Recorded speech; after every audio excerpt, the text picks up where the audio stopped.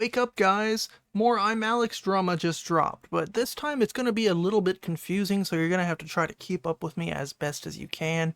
So the other day, this creator by the name of iNabber went ahead and posted a public statement about his situation slash relationship with Alex. So iMnabber's ex-girlfriend Kirst, your soft blood over on X, ended up tweeting out, "I deleted what I said earlier, but F that. I never knew what Alex was. He would often comment how he was an awful person and even labeled Alex a narcissist himself. Everyone knew what a disgusting person Alex was and is. Pretending you were in the dark is inexcusable." And now, in context of where she says I deleted what I said earlier, I literally can't find this anywhere. I checked all over her page, I checked all over the YouTube drama subreddit, I checked pretty much anywhere I can to find the information that I do, and nobody knows what she said, but if I do find it, of course, I will edit that in. She ended up saying he knew about the untrue allegations Alex made against Charlie because he was the one that told me when we were still together. He didn't speak about it like it was a rumor. He spoke about it like it was a fact. I spoke to Charlie about it in August. Whilst I don't believe that anyone knew to the full extent Alex was treating Alice, everyone knew Alex was a narcissist prior to Alice's statement from how he treated literally everyone else. He's cold and malicious in ways there is no way anyone can deny. Alex was an extremely toxic friend to Fraser, along with so many others, and as someone who once loved him, it was hard to watch. But Fraser admitted to me that he put up with it because being friends with Alex benefited him in his work. Fraser is also a very calculated person. Manipulation and lying came so easy to him, it is so disturbing. He's not the same, but not far different from Alex behind closed doors. What I experienced in my relationship with Fraser is something I am still working through to this day in therapy. I will not be putting out a detailed statement because my situation is something I would like to heal from in private without the input from strangers online. What I do feel comfortable to say is that the way I was treated drove me to a suicide attempt back in June 2013, back when I was still living with him. Suicidal thoughts and tendencies is still something I'm struggling with because of that relationship and struggling to heal properly. I also got diagnosed with chronic stress from how he treated me. I experienced and continue to experience hair loss, extreme daily nausea and vomiting, insomnia, and debilitating migraines, all from the emotional implications of that relationship. The physical and mental implications I have from that relationship is again why I will not be disclosing what I went through. It is still very raw, and I do not wish for my past traumas to be pulled apart like I have seen done to Alice. I have such deep empathy for Alice, and coming forward with her experience was an incredibly brave and strong thing to do. I wish her nothing but happiness and healing from the truly awful things she had to endure, along with all the other people Alex maliciously treated. Now, this is super duper spicy, alright? Get that spicy ramen out because we're about to munch. We got a lot of drama going on from all types of different sides of the internet sphere. And I know people like to say, something as serious as this is not drama. But, seeing the can of worms that has been opened from just this Alex and Alice situation is absolutely absurd.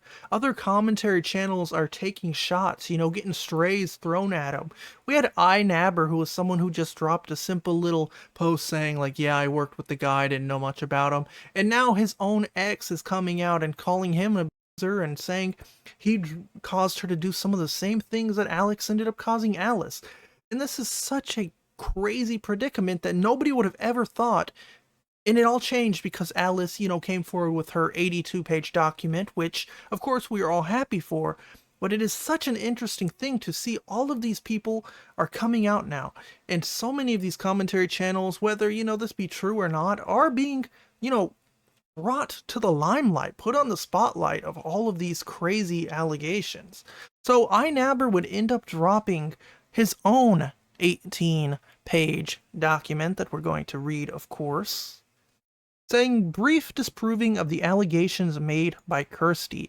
And iNabber was actually editing the article, so that's pretty much my only way of knowing that he made this. The only way, again, I was able to find this was through a link on Twitter and on the YouTube drama sub. I went on his Twitter and he didn't link this anywhere, but I'm just going to have to say, take this with a grain of salt, I guess. He includes the tweet from Kirst where she said I deleted what I said earlier, but F that. This is the original tweet, and the one doing the most rounds seemed to suggest I knew about the things going on. She has, image on the right, since backtracked and stated that I actually did not know about Alice. She states she was angry and was making this about myself, despite herself making this about me. And so there's the tweets that we just read earlier. Now with my friendship with Alex confirmed was toxic, I've had many fallings out with him. Publicly, me and Alex have had fallings out, and of course I spoke to my, at the time, girlfriend Kirst about it because she was my girlfriend. And people in relationships typically open up and vent about their feelings. My friendship with Alex is very confusing to me personally. As I said on my story, I'm pretty embarrassed that I didn't just cut ties with him in the past after plenty of falling out. Alex is widespread a disliked content creator and has been since 2019. I remain friends with him because I'm a loyal person, but also because back then I was genuinely worried about his well-being. In a lot of cases, in 2021, I was also worried too. 2022 to 2023, me and Alex only saw each other walking the dog for the most part, but even then it was still toxic. Then mid 2023, we started gaming a lot more together and speaking way more than we usually did, and that obviously led us to making a podcast that lasted 4 episodes. And so we have this tweet by Kirst where she's saying Alex was an extremely toxic friend to Fraser along with so many others, and someone once loved him. It was hard to watch, but Fraser admitted to me that he put up with it because being friends with Alex benefited him in his work. iNabber says this is quite frankly a bizarre allegation that she made, that I stayed with Alex because it apparently benefited me. My friendship with Alex only did the exact opposite of benefit me, especially at the time of when I was in a relationship with Kirst.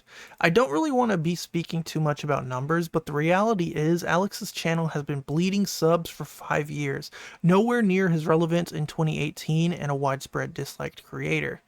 And that's a funny point because just the other day I ended up making a short covering how Alex dropped below the 2 million mark, and he's actually allegedly buying subscribers because he went from like losing 1, 2, 3, 4, 5, and then he magically gained 3,000. So this is not surprising. Anyways, iNabber would also say, but also Alex has also only been in the title of one of my videos he's featured in. During the entire existence of my channel, this was in 2018, see below. And it's a video that says Lily Pons is a furry featuring ImAllexx. I believe our last proper collab with Alex was a Morgs video that was in 2019. I've searched his name on my channel and these are the only 2 videos that come up. Morgs has to be stopped.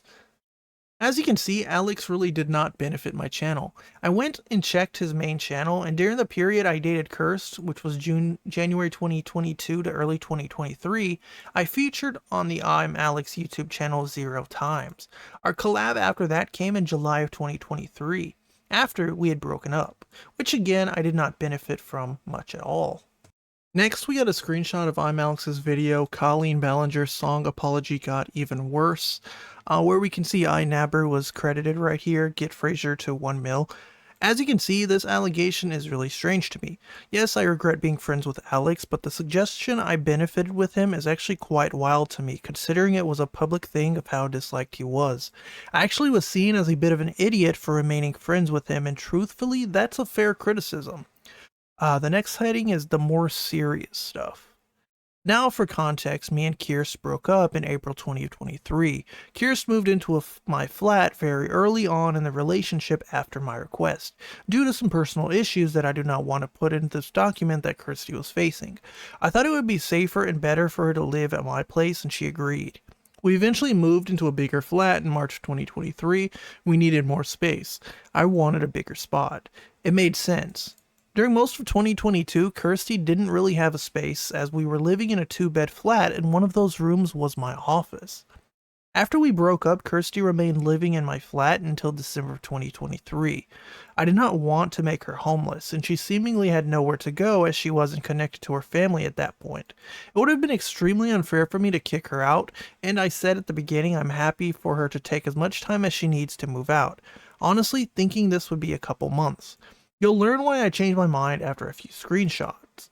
So let's get into those screenshots. Now right here he would link the Kirst screenshots where she says that Fraser was a calculated person, manipulative, a liar. He was kind of like Alex. And she also brings up the fact that, living with him brought on these suicide thoughts and tendencies. Firstly, to suggest I'm not far different from Alex behind closed doors is an absolutely wild allegation. Alex, based on text, was regular telling Ellis to kill herself, calling her a whore, and multiple other abusive things. Yes, me and Kirst had arguments like any other couple, but it never got to that. Now, this is where we get to June 2023. This is what I'm very confused about, and I understand this is a serious allegation as she's blaming me for a suicide attempt that month. Now, I know Kirsty has depression and does absolutely have real struggles that I'd never deny, but I have struggled to find any reference to that in our text. Here's some screenshots of me searching for text related and what I could find. And, he would type in suicide here and you would see the different conversations with that word in it. And then there's a conversation with him and Kirsty. He says, "Hey, how's it going?" She says, "It'll be done by tonight. Thank you. I actually want to myself. What's up?" Vegas crashed, so I open it up again at JPEG. Different effing episode. Right click the Vegas logo and click on the top file. Huh? It just crashed again and I opened it and it was a completely different thing. Has appeared. Another photo. As you can see from these texts, there's no reference here. Now, I'm not saying she didn't attempt this, but if this was my fault, surely there would be some reference to it. But also, let's talk about how Kirsty spoke to me personally in DMs in May through June of 2023. In May of 2023, she went and picked things up from our old flat, which was converted into an office for my work. And I went there after and found a note, which pretty much has her saying she didn't realize at the time how much she appreciated our relationship and just in general that she had a lot of regrets. It was a very lovely letter, and it is confirmed by these next texts. And we have Kirsty. We have a text between him and Kirsty. He says, "Hey, just read your note and I appreciate it. It was never that you weren't what I wanted. You don't know how much I love the relationship. But it got to a point of where it just felt unresolvable and has caused me physical stress. I feel like every time we have spoken in the last 2 months, it has been nothing but heated conversations or arguments, and I genuinely have started to feel the stress affect me badly. It was never about me not wanting something. It was just by the ending seriously unhealthy for me mentally and physically. And it still makes me extremely sad it can't continue, but I just can't see a world where it possibly ever gets fixed or changes, given everything that's happened. Also, you need to do the work I give you, so you can actually pay for food and stuff. You can't just live without money. I can pay in advance to help. And then she says, "It's sad for me that you don't remember the nice times we've had over the last few months. Things were getting better, and then the dog attack." I think that's what it says. This is me acknowledging the letter and note how I say I had to get out of the relationship. Back, it was causing me physical and mental stress. Kirst at the time was also doing work for me because she used to do research for me and edit, which we thought was a good alternative to having a stressful job. And now this is her acknowledging the existence of the letter and what I said about it. It's sad for me that you don't remember the nice times we've had over the last few months. Things were getting better and then the dog attack happened and everything backslides. I wish we just tried to fix the communication issues when we brought them up ages ago. I still really want to try because I've had so much time to reflect and know where I could have done something or approached situations differently. Relationships have come back from worse, and it just depends if you really want it or not. Can't is the cancer of happen, as they say, but I understand you don't want to, and although that is heartbreaking, I can't force you to do something you don't want. I think I just get confused with all that's going on, if I was still actually working for you or not. As you can see, she refers to a lot of bad things that happened in our relationship, such as Kenji, my dog, biting Kirsty, which is a very public thing. But as you can see, a month on from the breakup, she wanted to continue, saying that it's heartbreaking that I didn't want to continue. Now, at this point, I'm going to skip forward a little bit. He kind of goes into like things that he faced in his personal life, like depression. A friend of his took his own life. His dad had a stroke. And essentially, he didn't have a sex drive. Kirsty would text him and be like, "Hey, how come you don't want to have sex with me anymore? Am I ugly? Am I fat? Blah, blah, blah." A whole bunch of like relationship drama, but none of it truly, making iNabber out Frasier over here to look like some type of bad person or any type of abuser or anything.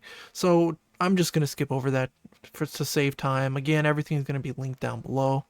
We eventually get to this part in the doc where he says, even after this, she persisted in telling me how much she loves me and can't let go, asking to come over to the office where I was most of the time at that point, as mentioned before. See below, and you see Kirsty saying, I was wondering, oh, okay, I'm glad to have you had fun. Sorry, I know you've been drinking. I miss you. Hope we can talk. Sleep well. How are you feeling? Do you think you could come over? Or could I come over at some point? I understand you're busy or ignoring me, or maybe both. I don't know, but for I love you. I really can't let you go when I know it. Is there any chance that you love me too? Then you could at least have proper conversation. Please try and be open minded. He says, so as you can see, this really isn't adding up. Again, I know she was going through it, but she said previously that I'm not far from Alex. This whole scenario was making me have severe mental breakdowns, especially towards the ending of her living at my place. One time I broke down when drunk in tears about everything. This situation has taken such a toll on me. And yeah, that is interesting because almost nothing we've seen so far, from me reading this, it seems like they were just a couple that, time got in the way of busy schedules, work-related issues, life issues. Things happen and people drift apart, and that's kind of what happened. There's been no sign of Frasier, iNabber here being, physically hurting her or mentally or saying things, insulting her, threatening her. None of these things are happening. So yeah, for her to compare him to Alex is pretty disingenuous. Quite frankly, I would say it's pretty disgusting. But I am glad, that he is dropping all of these screenshots. But it is, again, this is interesting that all of this is coming simply from the fact of Alex and Alice, going through their entire situation. Another good part that he brings up, he says, let's move into the final thing. This tweet to me is the most irresponsible part of the whole thread. I totally understand she had a terrible time. The situation we were in, no one could deal with without finding it extremely difficult, arguing and getting annoyed at each other. But to say physical implications is an absolutely wild way to phrase things, especially after saying I'm not far from Alex, who was only just accused of abuse, part of it being physical. We have this that says the physical and mental implications I have from that relationship is again why I will not be disclosing what I went through. It is still very raw and I do not wish for my past traumas to be pulled apart like I have seen done to Alice. And he says, of course, since this was backtracked and clarified on what she actually meant without deleting the original tweet at the time of writing this, and instead in a reply to someone that barely anybody has seen, causing people to speculate about the worst. See below. She would say, to Greenhill Max, no, Frasier did not physically touch me. When I say the physical implications, I meant the implications of the chronic stress systems. No idea how you would relate the two of those, so that's a pretty silly thing to say, quite frankly. Anyways, he would say, well, I appreciate she clarified on this, the tweet is still up. And in terms of the mental implications, of course, living with your ex for 9 months will cause so much stress. But it was an unfortunate situation that we both found ourselves in. Kirsty had no contact with her family at the time to leave. Her friends had moved away and she was alone and isolated. I understand that completely, but to me personally, these tweets imply a level of abuse. When seeing how much she claimed for months she loved me and everything else I've shown her, I don't think that's true. My guess is she will say that it takes a while to realize these things, but how does that justify all the text she has sent me, the pressure I felt, the mental turmoil this took on me? I even started trying to test my own bloods midway through last year because the stress was affecting me physically and I had no idea what was going on. And there's a order of him buying a blood sugar monitor, diabetes testing kit. He would then go on to talk about how he thought that his own body was going through issues and he wasn't realizing a lot of it was related to stress, and then he started forming other relationships and talking to other girls, which would cause drama with Kirst, whether it was her talking online and things like that. He ends up going over a few more of the tweets saying that, what she said was extremely irresponsible and dangerous and might actually badly damage his reputation, which is completely understandable. But then he also talks about, he's very far from Alex. He's nothing like Alex. He hasn't abused anyone. He hasn't physically, mentally abused anyone. He hasn't insulted her looks. He hasn't, threatened her or told her to, do something that might end her life. Things like that. And then he also shows a bunch of screenshots related to wanting her to get out of the house, texting her saying, "Are you ever going to move out?" Pretty much, things like that, saying he'll help her out with money if it need be. Saying that the serious allegations that she apparently was treated so badly makes no sense since she lived in his home for months without having to pay rent. And then he ended it off by saying 2023 was a horrible year, but what she said here are lies. Our relationship had issues, arguments, etc., but how she's portraying it is not fair. I may consider making a video on this with even more screenshots in the future, but I mainly wanted to make this for people to read so they can straight away see the flaws in her thread and how responsible it is. And yeah, I guess at this point we can just kind of talk about the elephant in the room. It might be a controversial take, but we are seeing how a lot of people are trying to make this situation about themselves. It is amazing that people are speaking out. I completely agree, and I think that it's a smart idea. It's a great move.